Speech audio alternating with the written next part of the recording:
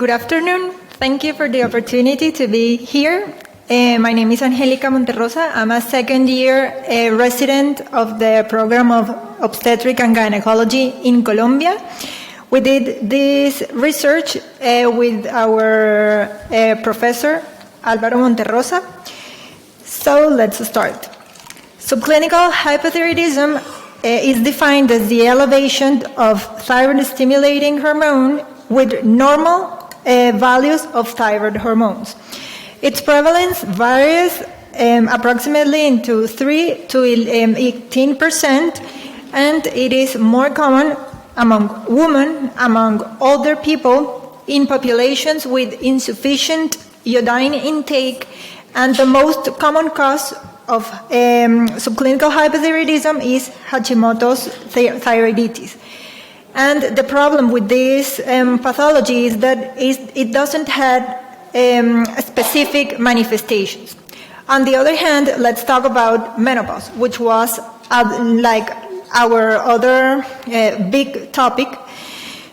All of us, we know that the range of natural age for menopause, it's between 45, 48 until 52, 55 years, and this range of age depends on the ethnic, environmental, hormonal, genetic, nutritional, and other factors that can explain these differences.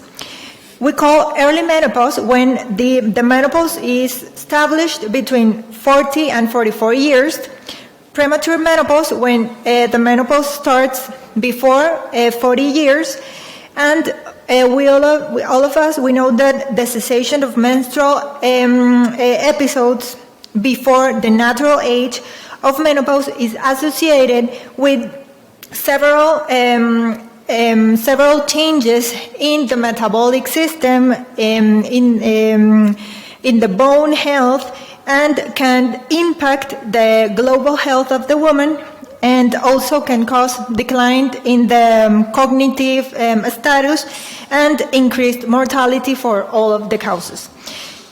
In Latin American women, there is not very well established the relationship between the age at menopause and thyroid disorders. So that's why our objective was to evaluate the association between subclinical hypothyroidism with the age of menopause onset.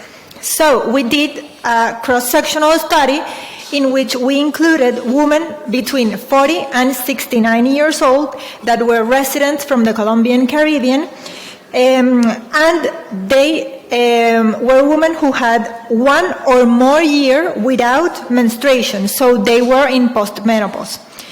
Their participation consisted first in signing a written informed consent, second in completing a form that had social-demographic and clinical data, and in a blood measurement where we measure the TSH and free T4, and also we measure the ankle reflex.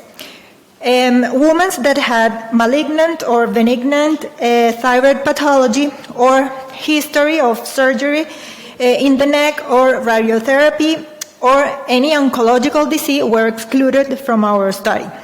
So the form had like 3 principal aspects. The first of them was the social-demographic and clinical characteristics.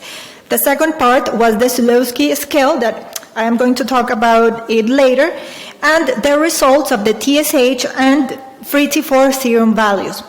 So those patients who had subclinical hypothyroidism were those that had a TSH above 4.5 with free T4 between 0.7 and 1.9. Basing in our results, we divided our participants in 4 groups. The first group was those who had natural age of menopause above 45 years. The second group was patients in early menopause, those who had menopause between 40 and 44 years. Third group was premature menopause, those who had menopause before 40 years. And our fourth group was like the reunion of these 2 later categories. So were those patients that had their last menstrual episode before the natural age of menopause. So patients that had menopause before 45 years. For our statistical analysis, we analyzed continuous variables with means and categorical ones with frequencies. In the bivariate logistic regression, we used subclinical hypothyroidism as our dependent variable, while the independent variable was the age at menopause. And then we did an adjusted logistic regression adjusted by other variables. Our study was approved by the ethical committee. So we used the Zulewski scale. This scale is used to assess manifestations that are related with hypothyroidism. You can see the list in the slides. So those patients that had the manifestation, we gave them 1 point. If they didn't have the manifestation or it was absent, we didn't give any points. And if the patients were below 55 years, also we add 1 point. So at the end of the score, the higher the total score, the greater was the possibility of hypothyroidism. So this scale can divide it into 3 categories. The first was euthyroid status from 0 to 2 points, intermediate condition from 3 to 5 points, and above 6 points, possible hypothyroid status. The sensitivity and specificity of this scale is around 60%, and the Kuder-Richardson for this population was 0.5. As a result, we can see in table number 1 that in total we had 643 patients.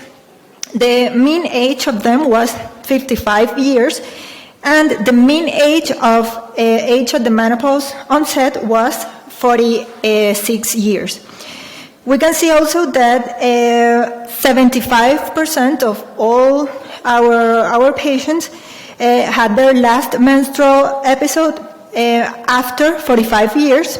18% had menopause between 40 and 44 years, and 6.7% of them had menopause before 40 years.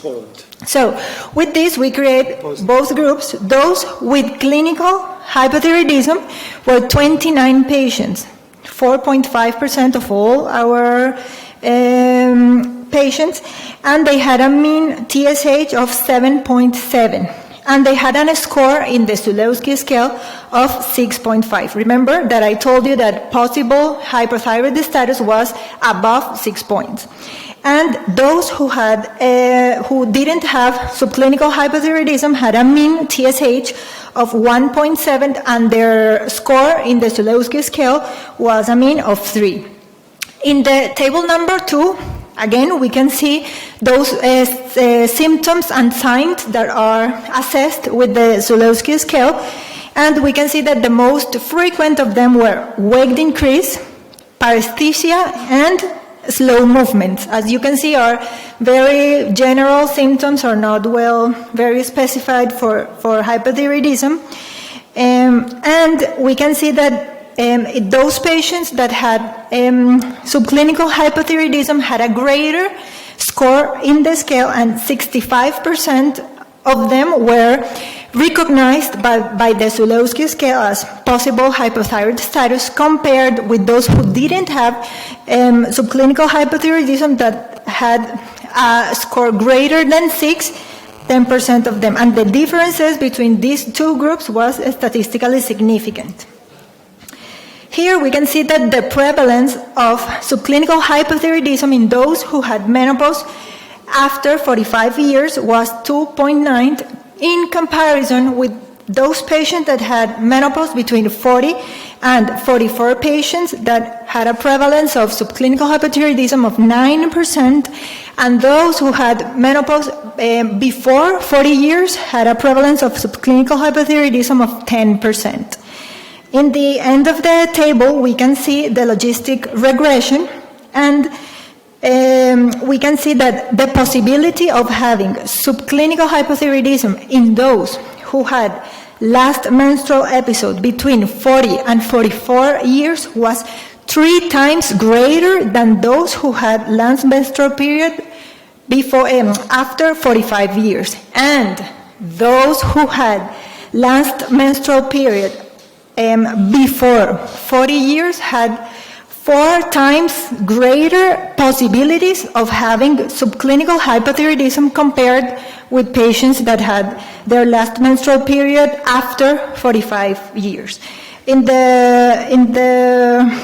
the bottom, we can see all the covariates that we used for the adjusted logistic regression, that were age, personal history of hypertension, diabetes, or familial history of thyroid diseases.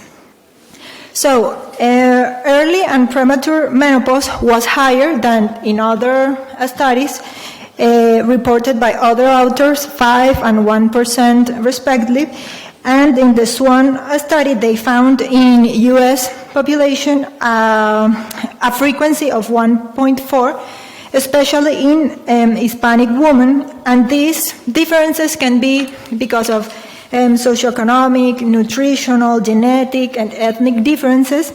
And the magnitude of the symptoms of subclinical hypothyroidism is influenced by the ability that these patients have to evolve or having in the future clinical hypothyroidism. So early menopause added to subclinical hypothyroidism can be associated with cardiovascular disease, metabolic disease, and quality of life deterioration. Other previous studies had found that the thyroid autoimmune disease had a 20 or 30% association with those women with premature ovarian failure, but it's not clear very well how estrogens, hormonal factors, ovarian follicular cells are correlated between them with the thyroid autoimmunity and functional thyroid deficit. So, to conclude, in this group of women, postmenopausal women, who had not previously been diagnosed with thyroid disorders, clinical manifestations related with hypothyroidism were reported more by women diagnosed with subclinical hypothyroidism. So, early menopause, premature menopause, and the last menstrual period before the natural age of menopause were significantly associated with subclinical hypothyroidism. I'm very happy to share with you that this article, this research, was just accepted and published in the most recent issue of the Gynecological Endocrinology Journal of April. So you can scan the QR code for reading the complete research. This is our research group. I invite you to visit our webpage so you can see the rest of our articles and our research. Thank you very much. Thank you so much for a very interesting presentation.